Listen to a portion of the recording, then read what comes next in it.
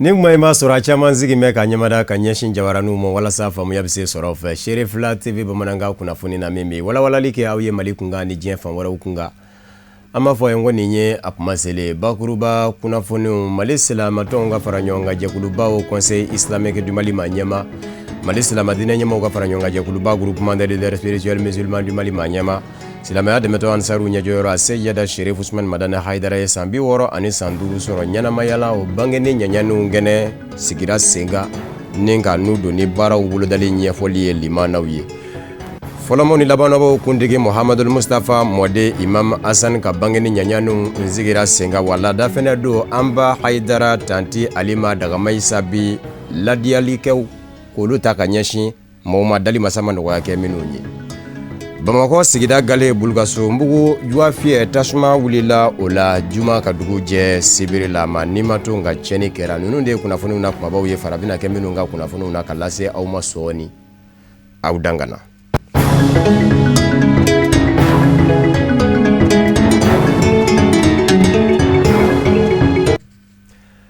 Mayano cɛ wasadensigi kalata min kɛra an ka jamana kɔnɔ tako filanan jaabi ni o ma bɛn cɛbɔ dɔw ma yɔrɔ dama dɔw la ka daminɛ Bamakɔ sigida dɔw la ka taa se Kati ani Sikaso ma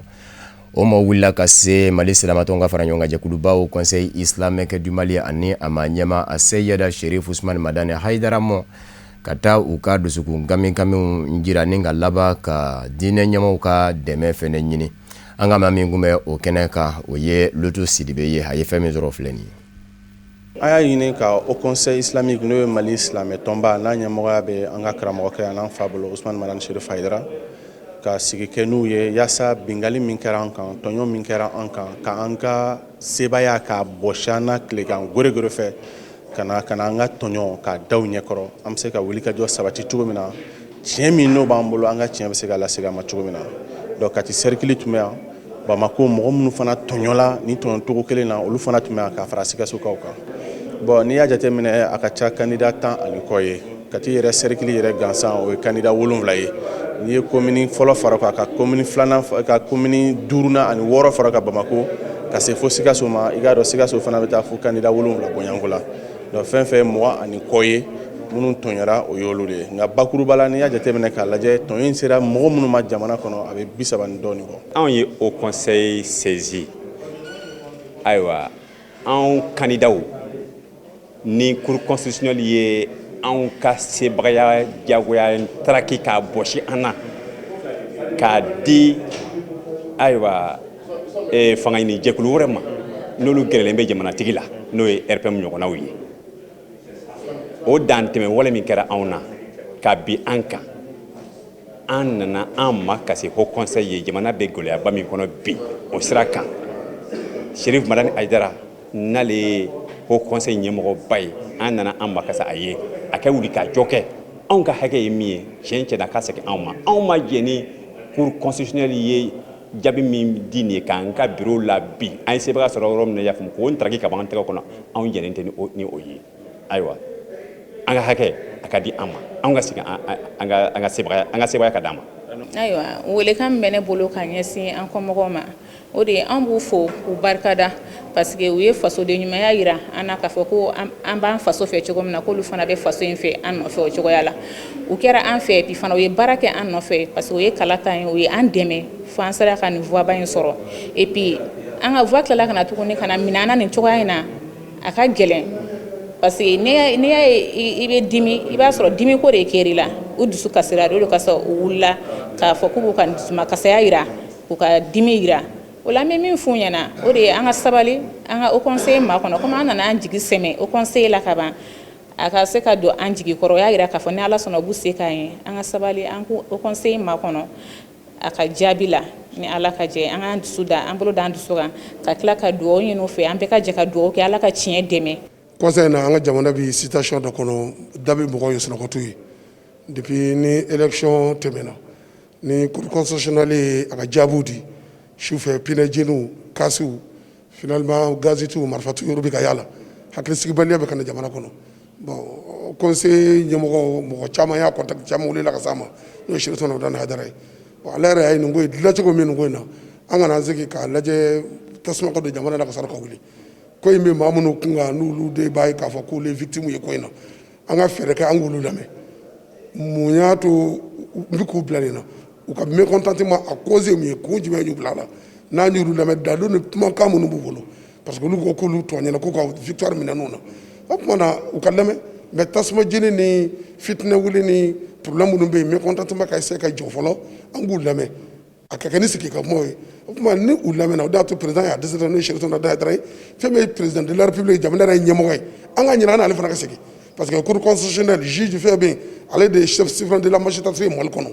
Mali n'a ɲɛna ale de don n'a tiɲɛna ala k'an kisi a ma ale de Mali premier responsable ye ale ka hami tɛ dɔ wɛrɛ jamana basigi jamana kɔlɔsɔn de kɔ n'o ye El Hadji Ibrahima Boubacar Keita ye donc n'a ma ɲɛ ko gɛlɛya nana jamanadenw ni ɲɔgɔn cɛ ka se nin niveau ma o conseil y'a ɲini Cherifla Madani y'a ɲini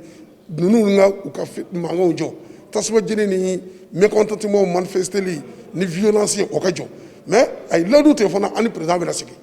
ko min kɛra ani président fana bɛ sigi k'ale fana lamɛn cour constitutionnelle président de b'a ɲɛmɔgɔw sigi u n'ale de baara kɛ ɲɔgɔn don ko in ka walawala ka bɔ ɲɔgɔn na ni fili minnu b'a la olu ka fɔ ni minnu bɛ se ka dilan olu ka dilan ni minnu tɛ se ka dilan a ka fɔ ni bɛn ni basigi ni ɲɔgɔn faamuya kɔni mais a kana kɛ ni bras de fer ni violence ye ka hakilisigi minɛ jamanadenw na minnu m'a min u m'a bɔ olu laban de bɛna kɛ a dekun tabɔ ye donc Cherifla Madani Haidara y'a dabɔ walasa bɛn ani basigi kana o de y'a to an ye ninnu lamɛn bi u bɛɛ nana hali Sikasokaw ka délégation nana u bɛɛ tun bɛ kɛnɛ kan yan minnu Bamakɔ commune na ka fara Kati kan ka fara yɔrɔ jafebagaw kan min bɛ fɔ u y'a fɔ a lamɛnna a y'a ɲini u fɛ u ka mankan jɔ.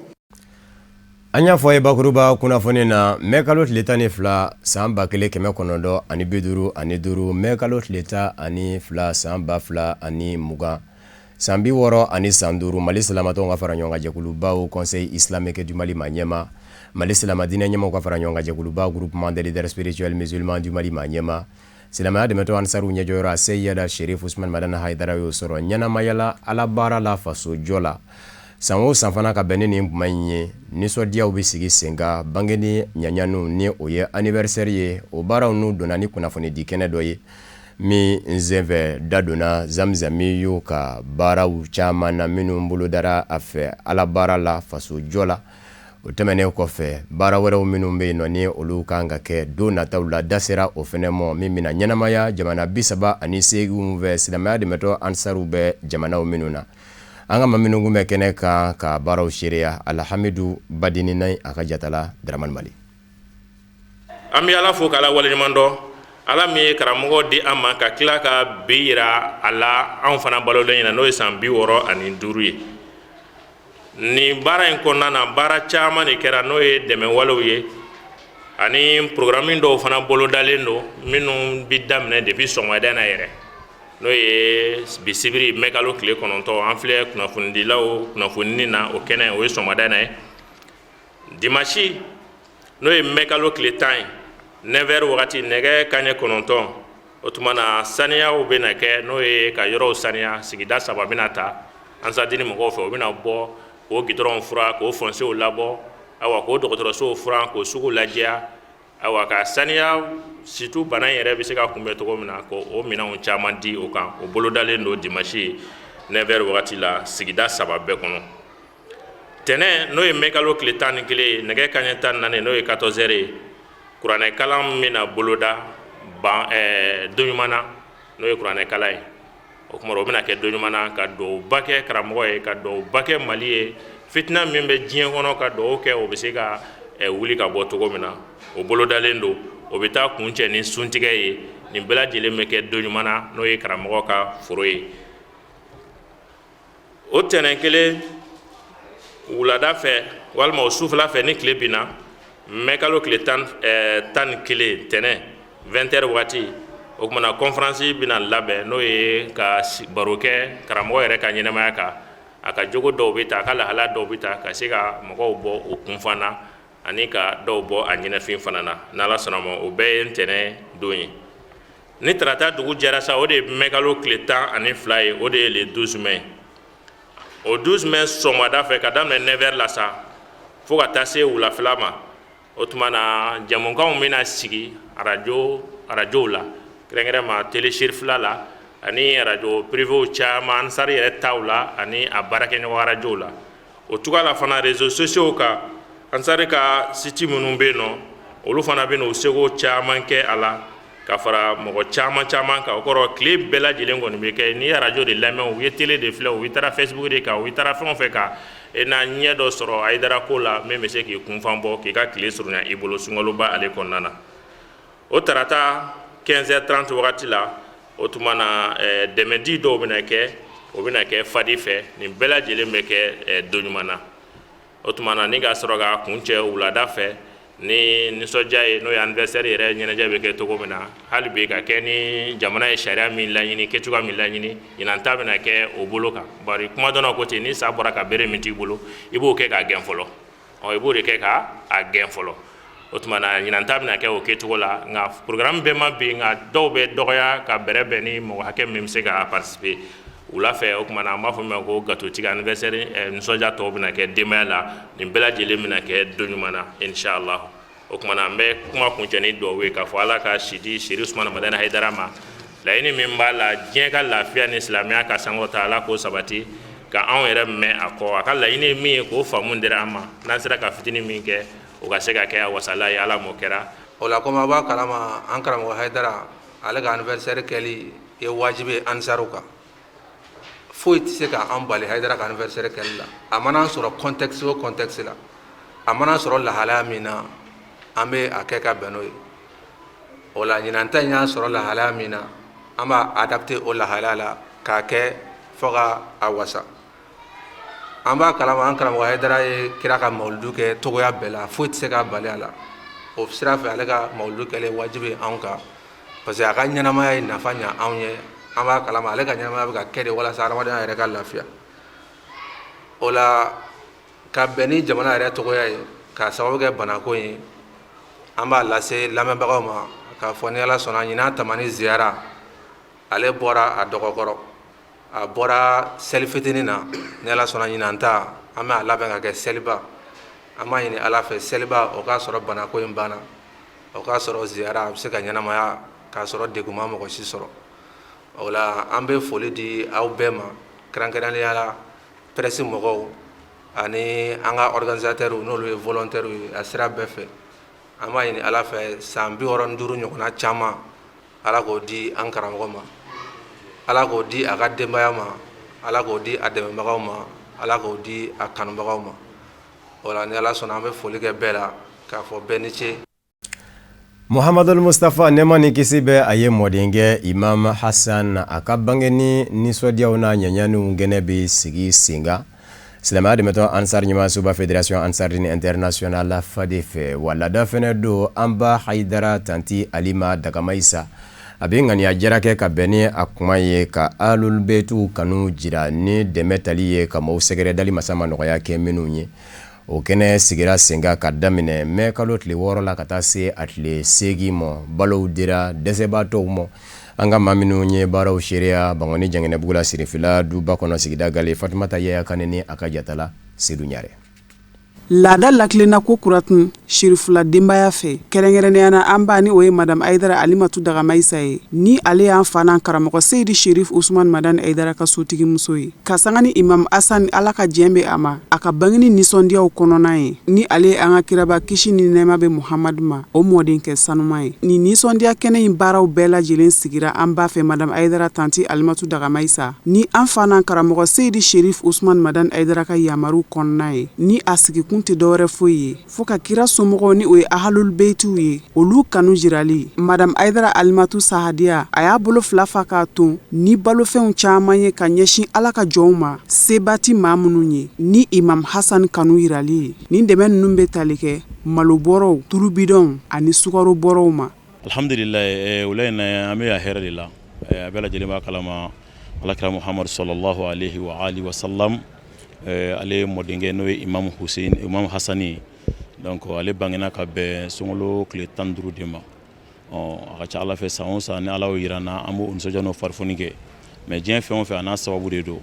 an karamɔgɔ Seydi Cherif Usmani Madani Hayidara ale de ye nin sira jɛlen ninnu yira an na ka ala kira n'a ka so jɔyɔrɔ nafa minnu b'o la n'u kanu bɛ min yira n'u kanu bɛ min ɲɛ jɔn ye o kama an ba ninnu u y'u bolofɛn ta bolo fa la o kuma an bɛ kɛnɛ min ka bi n'o ye sunkalo tile 15 ye Imam Hasani ka kɛnɛ ka an ba n'o ye a Seyida Tante Alima Dagamayisa ale de bɛ nin kɛnɛ in vraiment a nisɔndiyaw kɛ n'a ye wajili kɛra su fɛ dugu mana jɛ a bɛ numuyabaw kɛ kuranɛkalaw bɛ kɛ dugawu bɛ kɛ a tɛ dan o ma san o san a bɛ tila ka Ala ka jɔn sun tigɛ Alakira Muhammad sallallahu alaihi wa sallam ale dun ko ni maa min ye maa kelen sun tigɛ maa t'o baraji dan dɔ. An bɛ nin kalo barikamaba in min na ni o ye sunkalo ye ni ɲinanta bɛnna ni kɛnɛyako gɛlɛya ye an fɛ Mali jamana kɔnɔ yan dɛsɛbagatɔ du caman de ye hinɛ lasɔrɔ an ba sababu la ni o ye madame Aidara Alimatu Sahadiya ye a bɛ nin ɲumanya waleya in baara min na kabini sanjan tɛmɛnen ko maa minnu ni olu garisɛgɛ donna la a kɛra nisɔndiyaw ni muguriw caman ye u bolo. A y'an jigi tugu Ala ka jigi tugu a diyara an ye a bonyana ma Ala ka karamɔgɔ mɛn ɲɛ Ala k'an yɛrɛ kɛ ko mɔgɔ ɲuman ye Ala ka n'an kɛ nafigi ye Ala ka n'an kɛ kafiriya Ala ka hinɛ an ka taabaw la Ala ka yafa k'u ma Ala k'an yɛrɛ ɲɛgan taw du kɔnɔ ne b'a fɔ an balimaw ye ɲɛna ni se bɛ mɔgɔ mɔgɔ ye ni i bolo b'i kɔ la sɔrɔ hinɛ i ɲɔgɔnnaw la parce que Ala ma bɛɛ dama kɛ ni Ala y'a di mɔgɔ ma i ka tila ka mɔgɔ sɔn o fana ye Ala tɔn dɔ ye a bɛ dɔ bolo o tɛ se k'a di mɔgɔ ma. Kɛnɛ in bonya n'a karama minɛn bɛɛ kuntan bɛ ka sigi Cherifla duba kɔrɔ an ka Seyidati ni o ye Aja Bawumu Aidara ye a ye an ba ka nin waleya in tare kosɛbɛ ni ka laban ka duwawudenw kɛrɛnkɛrɛn ka ɲɛsin alisilamɛ ɲuman bɛɛ lajɛlen ma nin kɛnɛ in kan. A bɛ an hakili jigin Mama Hasani yɛrɛ ka wale ɲumanw de la ale ye lutte min kɛ silamɛw ni ɲɔgɔn cɛ u tɛ bɛn kama donc ka se ka ŋaniya ɲumanya kɛ silamɛw ni ɲɔgɔn cɛ bon ni Tante Alima ye o ka anniversaire fêté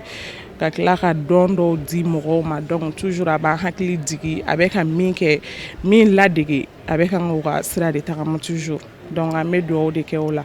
Ala ka a bila ka midiani na fɛn tɛ o waleya min bɛ ka kɛ ka adamadenw hakili jigi a la minnu bɛ se k'a ɲɔgɔn kɛ o dɔrɔn de don bon toujours o de don an b'a fɔ mɔgɔw ɲɛna dɔrɔn min ka se bɛ min ta sanfɛ toujours ka hinɛ a duguma mɔgɔw la komi an karamɔgɔ yɛrɛ y'a fɔ cogo min na donc an bɛ o de fɔ mɔgɔw ɲɛna inchallah. Ni ŋaniya ɲumanya baara min ni a bɔra ka kɛ madame Aidara Alimatu Dagamayisa fɛ ni a bɛ nin baara in kɛ san o san an bɛ aw ladɔnniya k'a fɔ ko nin tɛ kɛnɛ in sigi cogo kɔrɔ ye a y'a kanu ka baara in tɛmɛ nin sira in kan ɲina ka sanga ni jamana ɲɛmaw ka dan kofɔlenw batoli ye u kɛn bɛ ka fɛɛrɛ min sigi sen ka coronavirus banakisɛ kɛlɛli kadaraw kɔnɔna na ni o bɛ tali kɛ jamalajɛrɛw n'a ɲɔgɔnnaw kan an b'a fɔ ko Ala ka san caman ta yira an na. Amina yarabi an bɛ jɛ ka Mali silamatɔnw ka fara ɲɔgɔn kan jɛkulubaw Conseil islamique du Mali ɲɛma Mali silamadinɛ ɲɛmaw ka fara ɲɔgɔn kan jɛkuluba groupement des leaders spirituels musulmans du Mali ɲɛma silamɛya dɛmɛtɔ ansaru ɲɛjɔyɔrɔ a Seyida Cherif Ousmane Madana Haidara de a Seyida Cherif Ahmed Tidiane Haidara lamɛn cɛkɔrɔba nɔ la bilalen kɛnɛ kan an ka jɛ k'a ɲɛmada.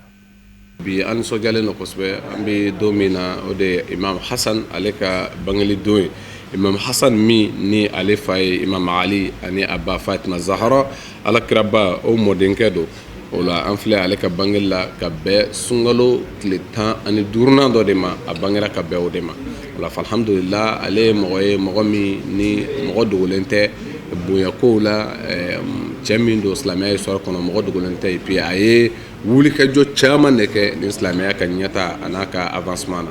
o la alhamdulillah fo ka taa se a yɛrɛ ka waati labanni ma a ye o baara de kɛ a mɔkɛ nɔfɛ wala alakira Muhammad sallallahu alaihi wasallam a ye bonyako caman fɔ ninnu na a ko a n'a balimakɛ de ma ko Sayyida Hasan wal Hussein Sayyida Shabab al Janna ko Hasan Hussein de ye aljinɛ funangaw bɛɛ lajɛlen ka ɲɛmɔgɔ ye o la aljinɛ funangaw ka ɲɛmɔgɔ o ye bonyakoba de o kɔrɔ olu de ka kusa funangɛ tɔw bɛɛ ye o la alhamdulillah mais a ma kɛ bonya ye ka da u la ten bali u ka baara de y'a s'u ma sabu u ye jɔdaba de kɛ n'o ye kira somɔgɔ ninnu ye o la n'olu ka waati sera an kan ka waati dɔ sɔrɔ ka Ala fo ka Ala barikada ka nisɔndiya ni o ye sabu Ala sɔnna ka kira ka ci sara a gulo olu de kanu na sabu Ala ko tɛ kuranɛ kɔnɔ la as'alukum alayhi ajran illa al-mawaddata fil qurba Mamadu a f'u ye k'i ti foyi ɲini u fɛ i ka ci sara la fo ka kɛ i somɔgɔw fɛ bon ka kɛ i somɔgɔw fɛ o de ye kira ka ci sara ye o kɔrɔ n'a somɔgɔ ninnu dɔ ka bangeli an ka o don ta ka Ala fo ka Ala waleɲuman dɔn o ye fɛnba de ye o la Imam Hasan a ye jɔyɔrɔ caman min ta o dɔ la n'o y'a ka sabali la a ka muɲu ye ale fa n'o Ali ye Ali fatura ale de nana khalifaya la o ye baya k'a ye mais baya kelen kɔ a ye minnu ma sɔn olu ye a kɛlɛ mais Ala y'a kɛ a yɛrɛ jɛnna pewu place in yɛrɛ kɔ mun so joli bɔnni ka dabila an ba ni o ye tanti Alima ye ale fana bɛ nisɔndiyali kɛ n'o ye kira somɔgɔw ninnu ka bonyako la ye o la alhamdulillah ale fana ye o wulikajɔ kɛ a bɛ mɔgɔw sun tigɛ san o san hali ɲina a y'o labɛn ka tila ka dɔ fara a kan ni o de ye a ye dɔn minnu kɛ a ka ca malo bɔrɔ 50 ye a ye min ta ka di fantanw ma ka fara sukaro ni tuluw kan a ye jɔyɔrɔ caman kɛ wa hali bi labɛn wɛrɛw bɛ yen suntigɛ kama bi an b'a yɛrɛ fɔ ka waleɲuman dɔn ko ala k'an n'a dɛmɛ k'a ɲini ala fɛ ala k'an balo ni ninnu kanu ye ala k'an fatu n'u kanu ye ni ala kira hɔrɔma ye sallallahu muhammad wassalamu alaikum wa rahmatullahi ta'ala wa barakatuh. ONG IF donkansigi ye dɛmɛ kɛ ka bɛn ni juma mɛn kalo tile 8 ye saniya minɛnw na ka ɲɛsi Bagineda dugu 32 ma coronavirus bana kɛlɛli nasiraw ka min gɛnɛ denfaya kunbɛn Bagineda baba kumanda sous-préfet bolo Alhamidu Badini Ablaye Sogodogo olu kun bɛ Cherifla TV jabarandɔgɔ la. Tɛgɛkominɛ ni safinɛ ni dɛmɛ de bɔra ONG IF donkansigi yɔrɔ la ni ka ɲɛsin Bagineda dugu 32 ma ngania yira de do ka sangani wuli ka jɔ ye mun bɛ coronavirus bana kunbɛnli ko fɔ. Minnu wɔru ka sɔgɔna wele lamɛn k'anw bɛɛ lajɛlen fo ko nali diyara an ye tigɛko minan dili ani safinɛ tɔw min y'a kɛ k'a diyara an ye kosɛbɛ kosɛbɛ a bɛnna ma puisque bana ni mɔgɔ kelen tɛ se n'u sera ka ɲɔgɔn baara kɛ ka gouvernement dɛmɛ Ibru n'a ka jama dɛmɛ a diyara an ye a bɛnna ma mɔgɔ nana an b'o bɛɛ fo k'an ka commandant fo ka maire fo ka sigida mɔgɔw bɛɛ fo. Nisɔndiya barika bonyana ne ma kojugu parce que mɔgɔ anw bɛ ka fɛn min ɲini n'a ma sɔrɔ cogo dɔ a la ni mɔgɔ minnu nana d'a ma nisɔndiya barika bonyana ne ma bi kosɛbɛ an bɛ foli ni barika da an baarakɛ ɲɔgɔn ninnu ye an'an jɛɲɔgɔn sanga ni waati bɛɛ olu de bɛ wuli ka s'anw ma kuma bɛɛ surtout anw musow minnu bɛ jɛkuluw la k'an dɛmɛ taabolo ɲuman minnu bɛ yen k'olu d'an ma parce que an ni ninnu jɛko fɔlɔ tɛ nin ninnu ka nin kɛliya y'an ye a ma bala anw na. ONG IF donkansigi ka nin dɛmɛ bolodali a sabu ɲuman y'a cakɛɲɔgɔn ye n'o ye fond d'appui au moteur de changement bakuruba fɔla FAMO. Bi an nana bana mun ye diɲɛ bɛɛ surprend n'o ye coronavirus ye an fana nana an ka contribution de di coronavirus la an ka dugu 32 ka na tɛgɛkolan ni safunɛ d'u ma u bɛ se k'u yɛrɛ tanga u bɛ se ka dugu mɔgɔw kunnafoni an bɛ kunnafoni na depuis wagati jan donc ka na yir'u la u fana ka u jɔyɔrɔ an jɔyɔrɔ ye mun ye coronavirus kɛlɛli la u fana k'u jɔyɔrɔ fa comme n'a y'a fɔ cogo min u kana taa bila so kɔnɔ k'a kɛ maralikɛla a nana cogo min a kan ka kɛ cogo min u k'a kɛ ten k'u tɛgɛ ko a la ni bɛ bɔ kuma wa sanga ni wagati u k'u tɛgɛ ko. Kɛnyɛrɛ ye jɛkulu in n'o ye ONG IF donkansigi ye a ka nin wulikajɔ tanuna kosɛbɛ Bagineda sous-préfet fɛ ko baw nin na kɛ sabu ye ka jamana faamaw dɛmɛ u ka don o don wulikajɔ la cogo min coronavirus bana bɛ se kɛlɛ Mali jamana kɔnɔ. Nin ye fɛnba de aw ɲɛ bɛ minɛ minnu na k'a fɔ ko o ka dɔgɔ o tɛ dɛ mais u se ka mɔgɔw kisi fɛn min ma o de bɛ lajɛ parce que bɛɛ y'a dɔn bana min bɛ jamana in kɔnɔ diɲɛ bɛɛ la a diɲɛ bɛ wuli ka jɔ a sen kan fɛn ɲuman tɛ ala k'an kisi a ma donc n'an ye dɛmɛbagaw sɔrɔ ka na ni minɛnw ninnu ye min bɛ se ka dɔ bɔ kow la vraiment o ye fɛnba de an ka foli b'u ye maintenant a bɛna di mɔgɔ minnu ma u k'u jija a kana taa kɛ so parlant ye a ka bila da la ni maa o maa nana a k'a tɛgɛ ko n'a fɔra fɛn o fɛn ka labato u k'u jija u k'a kɛ o cogo la. Hakilina jigila an b'aw ladɔnniya k'a fɔ ko bɛnzɛya minɛnw dilen kɔ ONG IF donkansigi kɛlen don ka wulikajɔ wɛrɛw boloda kunnafoni di nasiraw fɛ wasa waleya minnu matarafali ɲinina jamana faamaw fɛ coronavirus bana kɛlɛli kadira la o ka se ka timɛ a ɲɛma maaw fɛ.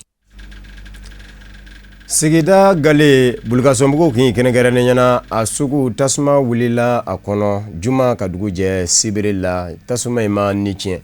nka ye bololamina caman jɛ sugu kɔnɔ an ka maa minnu kun bɛ a kɛnɛ kan Cherifla TV o ye Amadu Kamara ye a sera ka fɛn min sɔrɔ o filɛ nin ye.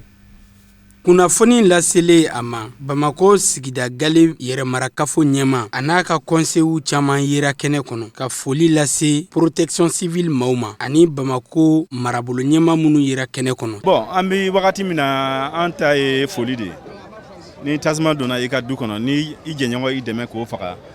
kuma fɔlɔfɔlɔ min bɛ o ye foli de ye an ka foli bɛ ɲɛsin Dumanzana commune 1 Bulkasonbugu population ma a cɛ n'a muso minnu farala minnu ye so ta ka ji ta so la ka na tasuma faga ka foli di gouverneur district la a b'an kɛrɛfɛ yan ka foli kɛ directeur de la police régionale la ka foli kɛ gendarmerie la ka foli kɛ protection civile la mɔgɔ o mɔgɔ min ye u sen bɔ ka na fara anw kan ka tasuma ni faga an b'o faga je pense que don nataw la sɛgɛsɛgɛli bi kɛ a cɛra cogo di dabaliya jumɛn de tigɛra pour que tasuma ni ye anw sɔrɔ an b'olu sɛgɛsɛgɛli kɛ pour que an kan ka an jɛnsɔn an bɛ se ka jɛnsɔn min na an b'o bolo ta. Protection civile ɲɛmaaba a ka laseliw la a y'a jira k'a fɔ ko jagokɛlaw sigicogo dɔgɔfiyɛ kɔnɔna na k'o kɛra gɛlɛyaba ye a ka baarakɛlaw bolo baw u ma se ka donyɔrɔ sɔrɔ dɔgɔfiyɛ kɔnɔna na walasa ka se ka tasuma faga. N ye mun jateminɛ ni sugu jenini ko in na a kɛra dusukasi ye dusukasi cogo di anw ma se ka gɛrɛ tasuma la joona k'a faga parce que ni minɛn m'an bolo an ni minɛn caman nana mais sira tɛ yen ka don o ye dusukasi yɔrɔ ye filanan ye mun ye n'an ka mobili ji banna an bɛ taa ji ta fo yɔrɔ jan la ji ta yɔrɔ foyi tɛ sugu kɛrɛfɛla la donc olu y'a gɛlɛmanba ye mais alhamdulilayi an bɛ barika da Ala ye tasuma nin a sera ka faga a ko teliyara wa mɔgɔw y'an dɛmɛ jeunesse y'an dɛmɛ force tɔ minnu fana bɛ yan u y'an dɛmɛ kosɛbɛ sugu kana fɔ i bɛ taa ko Bamakɔ marabaga dɛ minnu bɛ sugu kɔnɔ yan minnu bɛ sugu ɲɛmɔgɔya la yan tɛmɛsira bɛɛ minɛnen don sugu la il faut k'o k'a dɔn tɛmɛsira bɛ yen mobili tɛmɛsira bɛ yen donc kana yɔrɔ bɛɛ di mɔgɔw ka sigi o de ka gɛlɛ ko la pour que an ka fɛ mɔgɔ caman u ye ga caman de kari donc a tɛ se ka taa Bamakɔ marabagaw la koyi minnu yɛrɛ bɛ sugu kɔnɔ yan u k'a dɔn u ka intérêt ye mun ye sugu lakanako ɲuman u ka jateminɛ k'a la ji bɛ ta minnu na nin a bɛ yen somajɛ b'a di mɔgɔ ma n'i taara n'a y'a baara kɛ ɲɔgɔn fɛ a bɛ sɔrɔ gɛlɛya t'a la n bɛ se k'a fɔ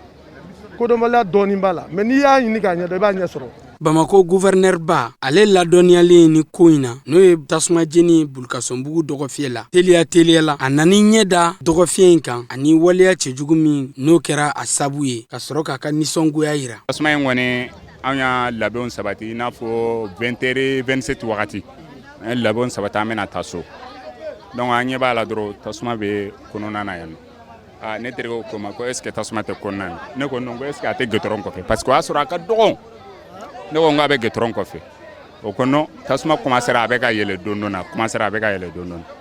bon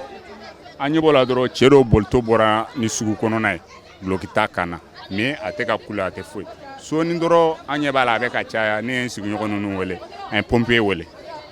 o wagati la o y'a sɔrɔ 20h30 dɔrɔn 30 ɲɔgɔn na. Bon, tasuma kɔni commencera a bɛ ka jenini kɛ jusqu'à pompier de nana retard la ne yɛrɛ kɔni ka faamuyali la nana retard la parce que a bɛna waati min na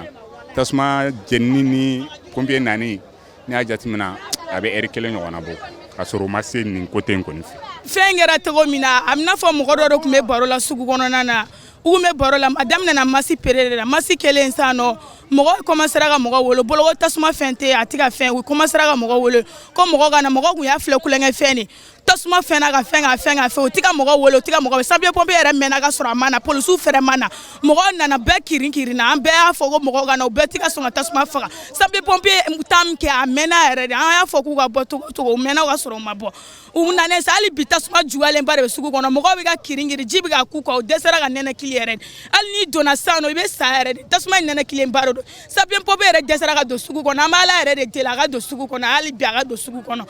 tasuma juguyalen ba yɛrɛ don fini dɔ de mɛnɛnen ba de o dɛsɛra ka faga fini mɛnɛnen a dɛsɛra ka se ka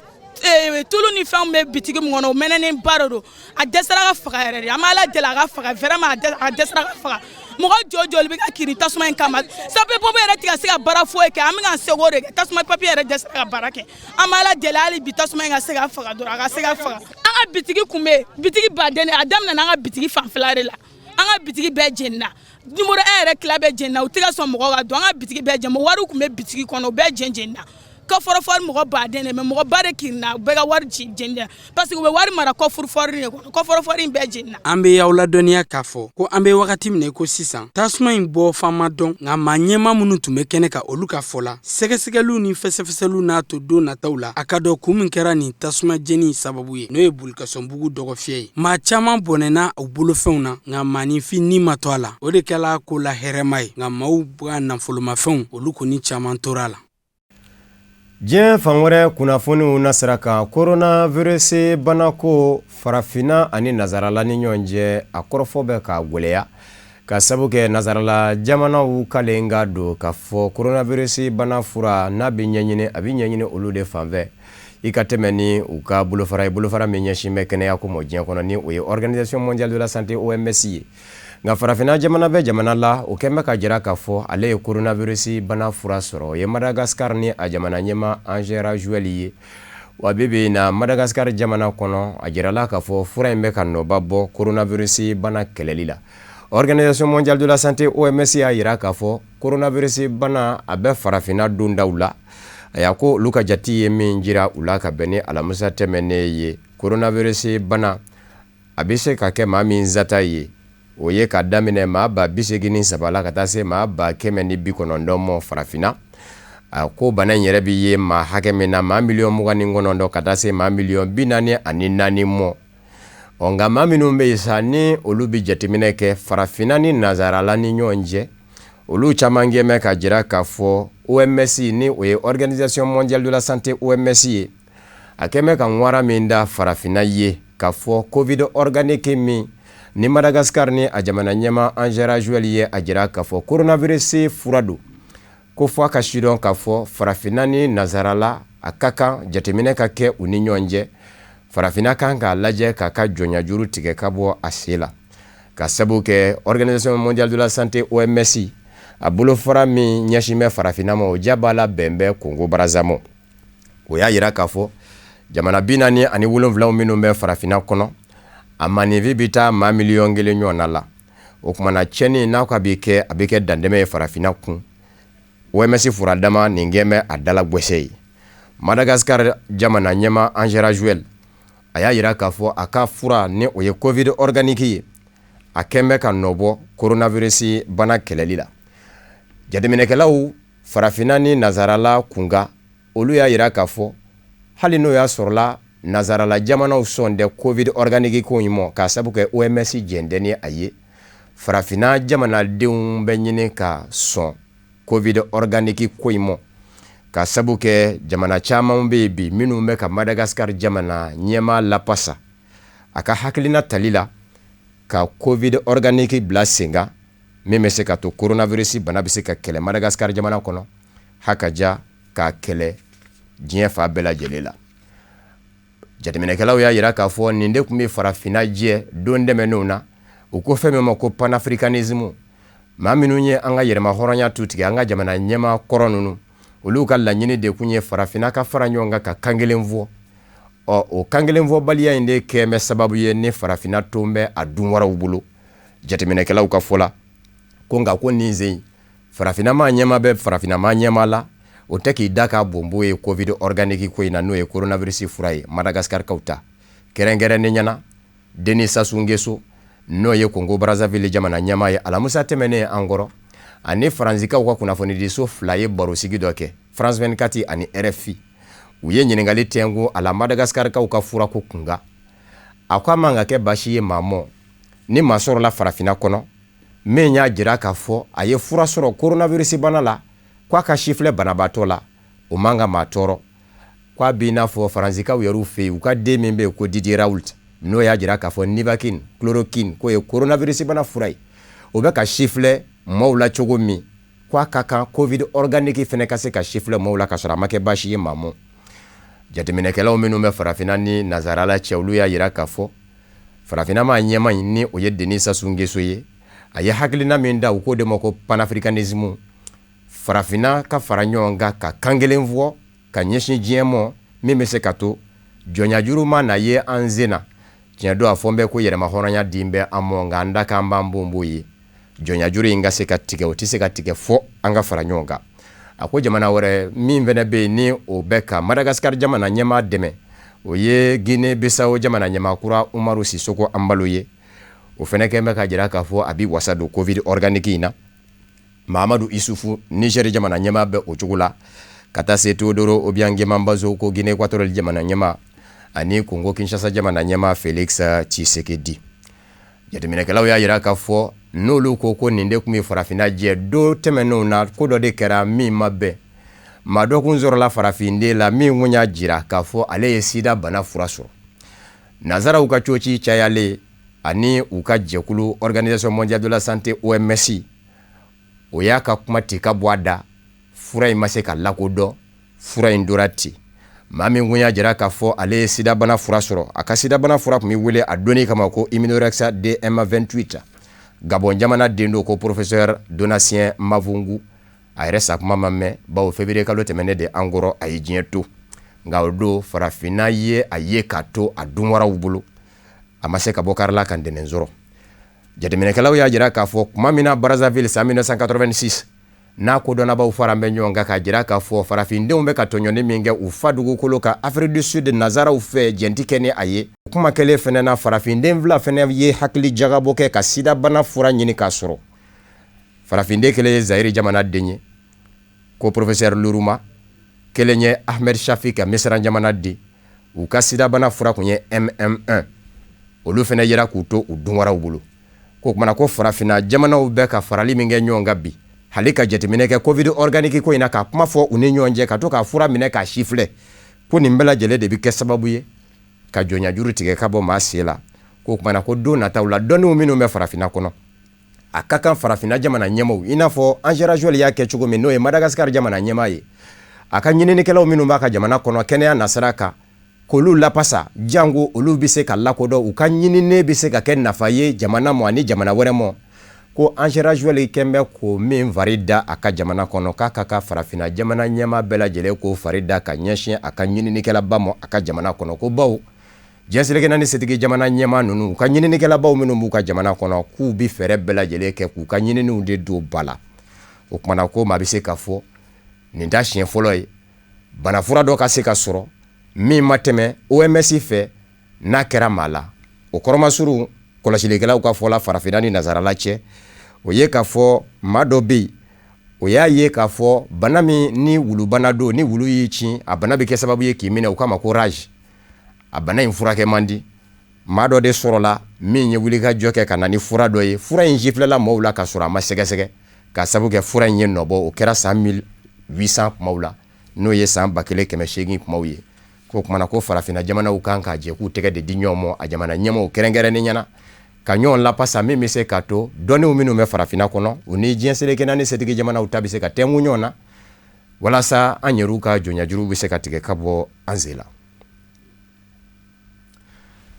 Hali bi ka daw tulo kan k'a fɔ Marako jamana kɔnɔ coronavirus bana nasira ka maa ba 950 ɲɔgɔn na minnu kun bɛ sara ta ni coronavirus bana kɛra sababu ye k'u ka sarako yoboyaba jamana ɲɛmaaw bɛ u jɔ ni olu ka avril kalo sara ye. Nafolomugu min ye diram o ye Marakokaw ka wari dunda ye o ba fila bi di u ma min ye cakɛda 1340 ɲɔgɔn na ye olu cakɛda baarakɛlaw de bɛna sara Marako ma ɲɛmaaw fɛ o tɛmɛnen kɔfɛ cakɛdaw minnu mɛnɛ bɛ ni dadege kɛra olu la ka sababu kɛ coronavirus ko ye Marako masakɛ y'a jira k'a fɔ wari dɔ bɛna bila olu fɛnɛ ka bolo ka se k'u kɔkɔrɔma don maa minnu bɛ yen maa 1,000,000 ani maa 700,000 na ni olu fɛnɛ ta ye gɛnga sɔrɔ ye coronavirus bana kɛra sababu ye k'o bɛɛ lajɛlen bali olu mɔ wari dɔ fɛnɛ bɛna bila olu ka bolo kan nin bɛɛ lajɛlen dabɔra kun jumɛn kama coronavirus bana bɛ se ka fo Marako jamanadenw na jamana ɲɛmaa Mohamed Sisi ka hakilina don a kɛmɛ ka bilankɔrɔmugu dɔ sigi sen kan ka ɲɛsin ko in ma. Nazaralatɔma Union Européenne ka dɛmɛ dɔ ɲɛsin bɛ Centrafrique jamana mɔ n'a ma ɲa k'a fɔ pankurun tɛ se ka jamanaw ni ɲɔgɔn cɛ maa taama bilen. Nazaralatɔma Union Européenne ka dɛmɛ in bɛna ɲɛsin farafina jamana damadɔw mɔ Centrafrique jamana ye a kunfɔlɔ bisimila a ma ladɔnniya k'a fɔ saniya minɛnw ni fura minɛnw de don minnu bɛna kɛ sababu ye ka Centrafrique jamana dɛmɛ ka sababu kɛ Centrafrique yɛrɛ a bilama bɛ degunba kɔnɔ jamana mana sigi sigiyɔrɔma 4 kelen bɛɛ lajɛlen kɛmɛ ka sigiyɔrɔ bila wa maa fanba bɛ ka kule ka fɔ u mago bɛ dɛmɛ na baloko bɛ o la fura bɛ o la kalo 6 de bɛna kɛ pankuru ka taa ni ka segi la nazarala ni farafina cɛ ka maaw dɛmɛ min bɛ se ka to farafina bɛ se ka kɛnɛya mina ninnu sɔrɔ Centrafrique jamana yɛrɛ kun ye Chine jamana de waritigiba ka dɛmɛ dɔ sɔrɔ ni o ye fondation chinoise Alibaba ye nka o ti bɔli kɛ tɔni 40 ɲɔgɔn na mina bi bɛn o de ma min ɲɛsina Centrafrique ma don nataw la Burkina, Niger ani Cameroun ni mina nazarala tɔnba Union européenne ka dɛmɛ bisimila. Coronavirus bana kunga halibi ka bɛn ni juma ye maa 7,760 ɲɔgɔn na a yera o de la farafina jamanaw na a jarala k'a fɔ dɔ farala banabaatɔ hakɛ kan n'i y'a jateminɛ ka bɔ tarata la kana se alamusa ani juma ma o b'a jira k'a fɔ coronavirus bana a bɛ ka walankata diɲɛ seleke naani setigi jamanaw ka fɔ la farafina jamanaw kɔnɔ Afrique du Sud jamana min ka banabaatɔ ka ca ni bɛɛ lajɛlen ta ye a jiramɛ k'a fɔ o yɛrɛ bin bɛ ka yongoli kɛ gɛnɛndɛw minnu kun dangun bɛ jamana ka jamana ɲɛmɔgɔw fɛ u bira k'u yongo na setigi jamanaw ko o bɛ kɛ sababu ye ka hali bi bana tɔ de walankata. Cameroun jamana ɲɛma Paul Biya fɛnɛ ye ŋaniya jira kɛ dɛmɛ ko ɲɛsin jamanadenw ma coronavirus bana nasira kan dɛmɛ in a bɛ kɛ sababu ye maa minnu bɛ yen nɔ ni olu ye jamanadenw ye ka se k'u sɛgɛsɛgɛ sanga 15 kɔnɔ coronavirus bana b'u la wali kelen a tɛ u la u ka sin ka sidɔn o de bɛna kɛ minɛnw sababu la minɛnw minnu nzana jamana ɲɛma fɛ u k'a ma ko kita de dépistage sɛgɛsɛgɛlikɛ minɛn don o ba 5 ɲɔgɔnna de nana Cameroun jamana kɔnɔ jamana ɲɛma Paul Biya ye a jira k'a fɔ miliyari 2 ɲɔgɔnna o de donna minɛnw na minɛn minnu bɛna tila marayɔrɔ 360 cɛ Cameroun jamana fanda 4 bɛɛ lajɛlen la. Congo Kinshasa jamana ɲɛma Félix Tshisekedi ye sebɔ a kɔnɔkɔrɔ ka se banabaatɔw ma coronavirus banabaatɔw olu lajɛ man di bi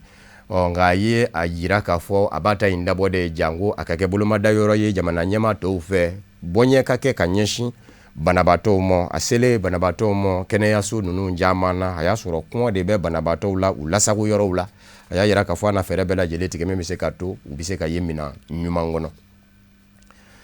Ka da tulo kan k'a fɔ Congo maa ɲɛmaw hali bi u ye a jira k'a fɔ u bɛna lajɛ ka dɔbɔ kasoden hakɛ la ka sabu kɛ coronavirus bana bɛ ka walankata Congo Kinshasa kasow kɔnɔ o kumana maa dɔw bɛna lajɛ ka bilacogow bɔlen don ɲɔgɔn na bilacogo minnu bɛ wele ko liberté conditionnelle o ye i bɛ fɛn dɔ sara ka bɔ wali kelen i bilalen kɔni a ti daga ye i ka bɔ jamana da fɛ wali kelen i bɛ wari dɔ sara i ka bɔ yanni i ka kiiri don cɛ ka sabu kɛ coronavirus bana don bɛ Congo Kinshasa kaso kɔnɔ fɛn min bɛnɛ fɔra jamana ɲɛmaw fɛ ni o jɔra maa caman hakili fɛ o ye jamana ɲɛma Félix Tshisekedi ka directeur de cabinet Vital Kamerhe da sera ma k'a fɔ o fɛnɛ bɛ se ka ye maa bilataw la o kɛra sababu ye ka nɔfɛmaw jigi sigi ka sabu kɛ kɔsa in na u ye laɲini caman kɛ k'u bɛ se ka fiɲɛ bɔda ɲini a ye yanni kiiri cɛ nka jamana kiiritigɛlaw banna. Sudan jamana ɲɛma kuraw kɛmɛ ka co da maa minnu nɔfɛ o ye marabakɔrɔw ye Omar El Bashir nɔfɛ maa kɔrɔw nafolomafɛn ma na ye u bolo a bɛ ka ndaraki u la ka bila jamana ka bolo kan a caman ye jamana ɲɛmakɔrɔ Omar El Bashir masɔrɔnamaw ye a denw wale kelen a nimaniw ka taa se a balima sira wɛrɛw ma olu bɛɛ lajɛlen kun gɛn kun bɛ k'u yɛrɛ kɛ fɛn ye jamana kɔpasa ka a ka san 30 fanga kɔnɔ bibi na jɛkulu min sigi bɛ sen ka nafolo ninnu minɛ k'u bila jamana ka bolo kan o jɛkulu y'a jira k'a fɔ jamana ɲɛma kuraw ni kɔrɔlen k'a dɔn k'a fɔ Sudan bɛna ɲɛda kura de ta fɛn minnu kun bɛ kɛ ka kɔrɔ olu si tɛna se ka kɛ bilen. Malawikaw ka jamana ɲɛma ni o ye Mutarika ye a kun gɛn kun bɛ k'i jigi da sanfɛ kiiribulonba Cour suprême kan k'a fɔ ale ye sebaya ta nka a nana jira k'a fɔ a ka sebaya kɛra namara ka jamanakuntigi sigi kalata la sanfɛ kiiribulonba n'an bɛ jaabi laban bɔ k'a jira k'a fɔ jamana ɲɛma tiɲɛtiɲɛni yɛrɛ la a ka sigili kalata senfɛ a kɛra namara ye o kumana kalata kura de bɛ labɛn jamana ɲɛma kɔni y'a jira k'a fɔ ko i ma bɛn ale kɔni mɔ nka se wɛrɛ tɛ a ye ka sabu kɛ sanfɛ kiiribulonba y'a jira k'a fɔ a ye sigili min kɛ kalata senfɛ a kɛra namara kɔnɔ o kumana kalata wɛrɛ o bi labɛn. O de fana bɛ dansigi bamanankan kunnafoni na min farala ɲɔgɔn kan ka lase aw ma kunnafoni di so ɲɛmayaso fɛ ka bɛn ni kuma in ye ka foli ni waleɲuman dɔ lase aw ma Mali kɔnɔ ani Mali kɔ kan aw minnu gɛn kun bɛ ka ɲɛmada ka ɲɛsin jabaraniw ma walasa faamuya bɛ se sɔrɔ aw fɛ Cherifla de bamanankan kunnafoni na a k'an bɛn diɲɛ kuma wɛrɛ n'Ala sɔnna ma.